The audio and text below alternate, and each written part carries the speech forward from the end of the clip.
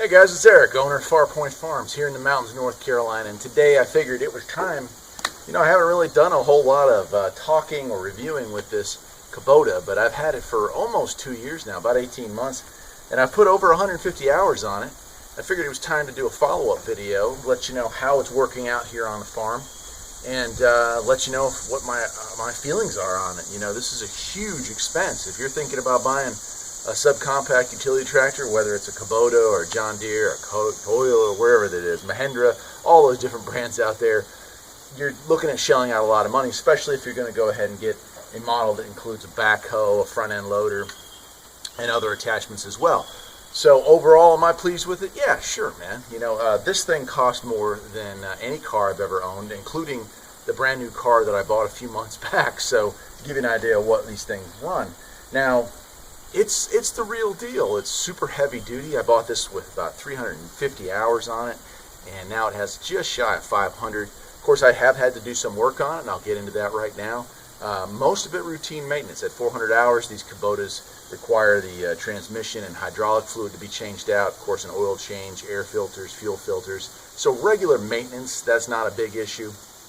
And I think that my cost on all that fluid and all those filters and everything was somewhere right around $100. So not exactly inexpensive, and that was one of the more major services that you have to do on these. Of course, every couple hours, greasing the grease fitting, stuff like that. That's just routine maintenance. Other than that, I've only had one issue with this tractor. It has been kind of a big issue. I did fix it, but it was an annoyance. So I started about 6 months after I bought it. I started having an issue where after about an hour of running, the tractor would slowly lose power and die. And kept getting worse and worse and worse till after, it would take like 15 minutes and the tractor would run out of juice. So I'd have to shut it off, let it sit for a few minutes, and then start it back up.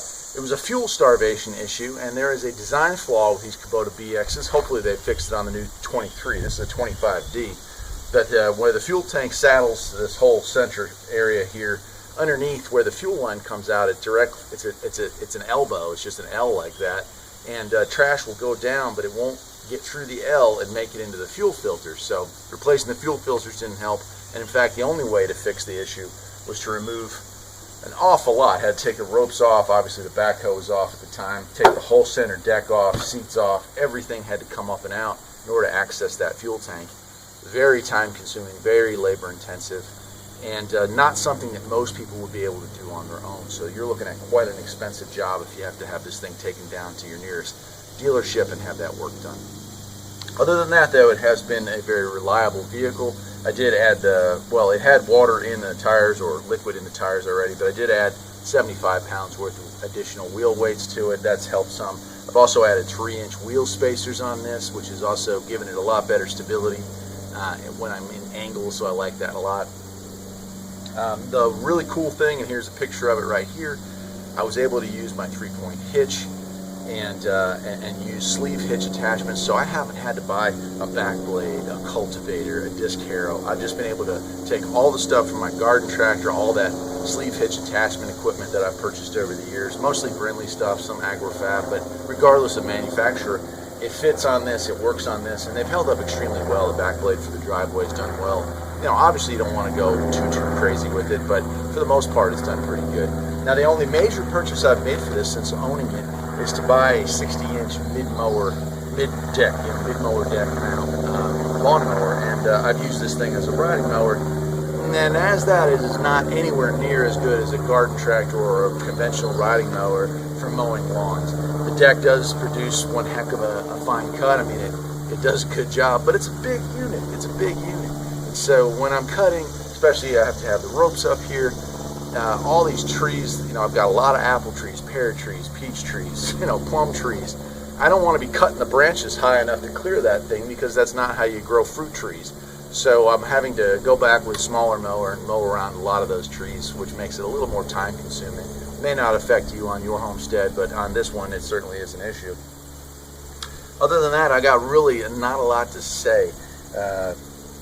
It's just a well-built machine. I've had no issue with the wheels or tires. I've had no additional failures other than that clogged fuel line, and it's been good to me. Obviously, if you look behind me right here, this building, that front end loader and this backhoe, that was the first big project I did with this thing.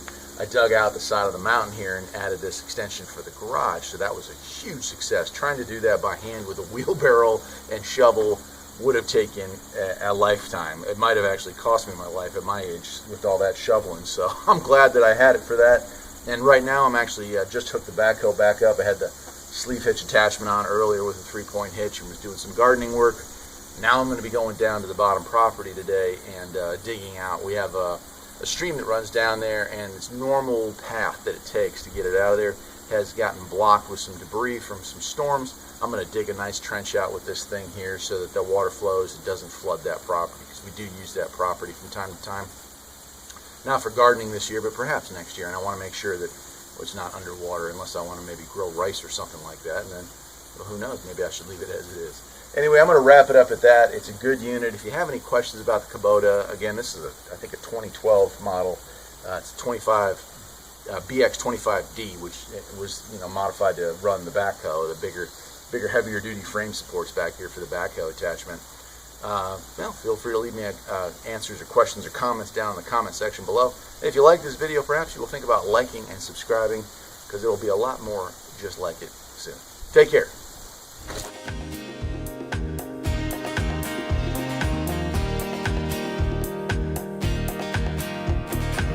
There's always something that needs a little fixing on Far Point Farms. Freedom is mighty sweet.